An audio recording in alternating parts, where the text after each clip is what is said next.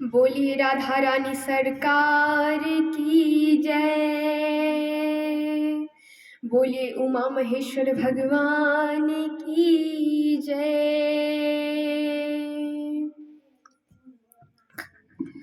आज हम जानते हैं जो प्राणी हैं, जो मनुष्य हैं, यहाँ के लाभ को लेकर के जाते कहाँ हैं, फिर अंत में कहाँ जाते हैं, आज हम ये जानेंगे। और तो जाते कहाँ है वो, कहाँ जाते हैं आखिर, इस पृथ्वी लोक को छोड़ के वो जाते कहाँ हैं?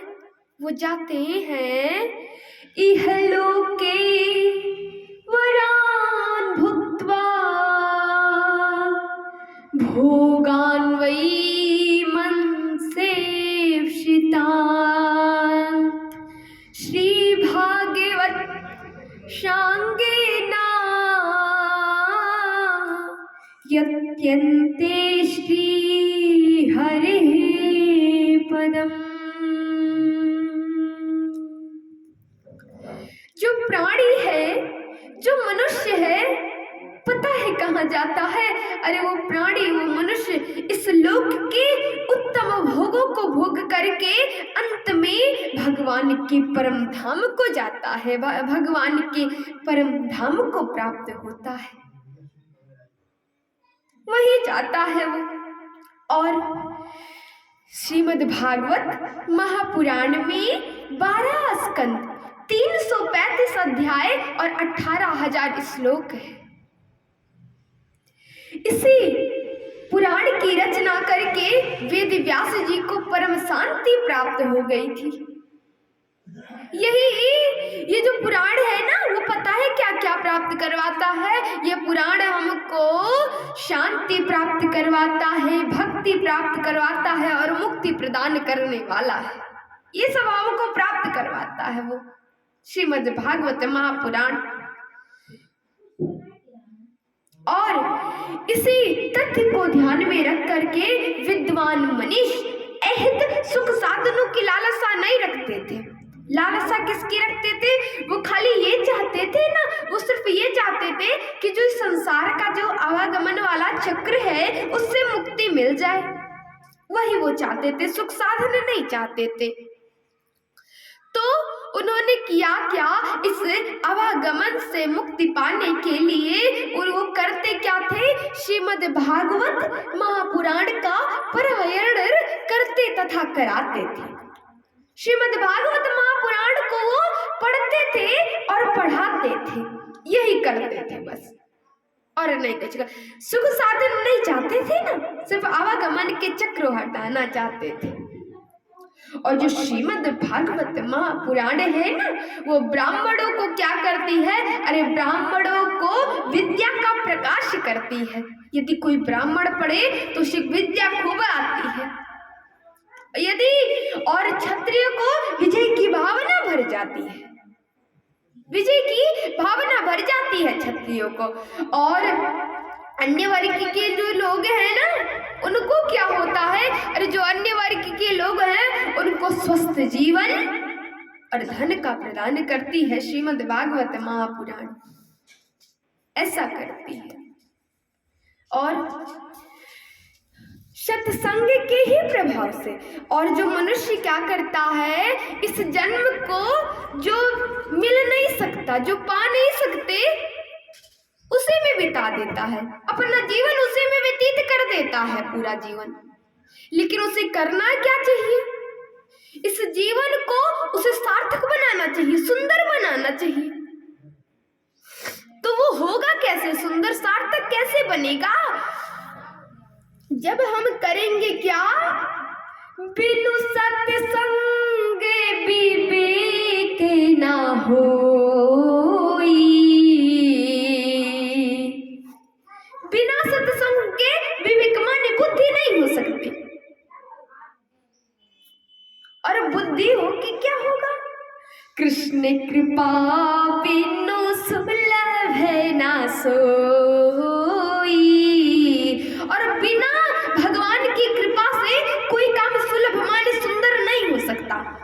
यदि सार्थक बनाना है तो भगवान की कृपा भगवान की कृपा पाने के लिए हमको विवेक की आवश्यकता है। जब हमारे पास बुद्धि होगी तब हम भगवान की कृपा पा लेंगे, और सत्संग करेंगे तभी तो बुद्धि होगी, और सत्संग करने से ही भगवान की कृपा प्राप्त हो जाती है। और आपको पता है, सत्संग के ही प्रभाव से जो पूर्व जन्म में जो दासी के पुत्र पुनर्जन्म में जो नारद हुए ना, वही देव ऋषि के पद पर पहुंचे। वो क्या हो गए? केवल सत्संग के ही प्रभाव से वो देव ऋषि के पद पर पहुंच गए थे, केवल सत्संग के ही प्रभाव से।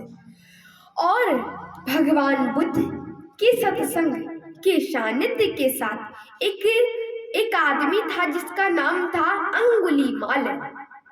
वो सत्संग भगवान बुद्ध के सत्संग के प्रभाव से ये बौद्ध धर्म का भिक्षु बन गया, मतलब भिखारी बन गया। और वही देखिए, एक बौद्ध धर्म में एक अमरपाली नाम की वैश्या थी, जो बौद्ध धर्म में जा करके वो भगवान बुद्ध की शिष्या बन गई और बौद्ध धर्म का प्रचार करने लगी। यही करने लगी वो सत्संग के ही प्रभाव से, और किसी के नहीं, सत्संग के ही प्रभाव से। इसी तथ्य को दृष्टिगत रख करके विद्वान मनीष उपदेशक सत्संग के प्रकारण पे जो भक्ति का जो प्रथम सोपान है ना, भक्ति का जो प्रथम सोपान है, वो बहुत ही अधिक बल देता, बहुत अधिक बल देता, उससे ज्यादा अधिक कोई बल देने वाला है नहीं। और जिनमें भक्ति नहीं ना, उनका जीवन व्यर्थ है। भक्ति रहना बहुत आवश्यक है। यदि भक्ति है तो वो तो जीवन का काम का है, यदि भक्ति नहीं है तो जीवन काम का नहीं है। भक्ति रहना बहुत आवश्यक है। भक्ति तो चाहिए जीवन में, क्योंकि मरने के बाद क्या होता है? अरे मरने के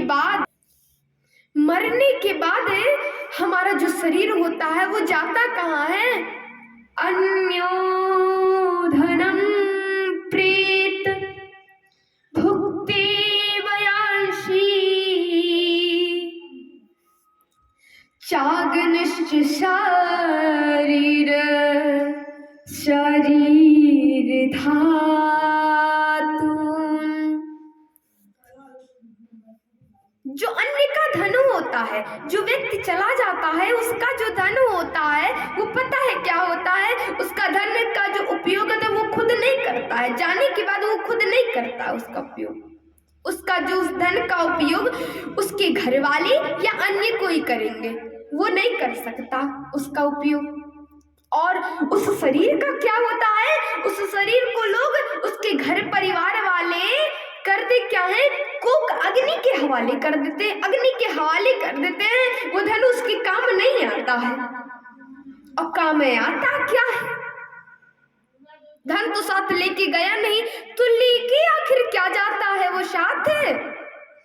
अरे वो लेके जाता है, अरे धन दौलत से के दिन खाली होगा हाथ, और अंत समय भगवान की भजन चलेगी साथ। धन दौलत जो है ना, कुछ ही दिन के लिए है, बहुत ज्यादा दिन के लिए वो नहीं है।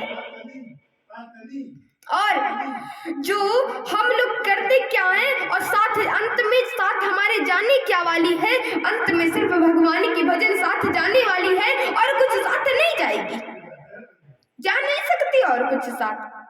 धन दौलत कुछ नहीं जाएगी, ना मकान जाएगा, ना गाड़ी जाएगी हमारी, और ना कुछ भी जाएंगे, कुछ नहीं जा सकते। जाएगा क्या? सिर्फ हमारी भजन और हमारा सत्संग ही हमारे साथ जाएगा, और कुछ नहीं जाने वाला। तो हम लोग करें क्या? हम लोग सत्संग करें, क्योंकि सत्संग ही तो जाना है और नहीं कुछ जाना है। तो सत्संग जरूर करें। बोलिए राधा रानी सरकार की जय, बोलिए श्री कृष्ण चंद्र भगवान की जय।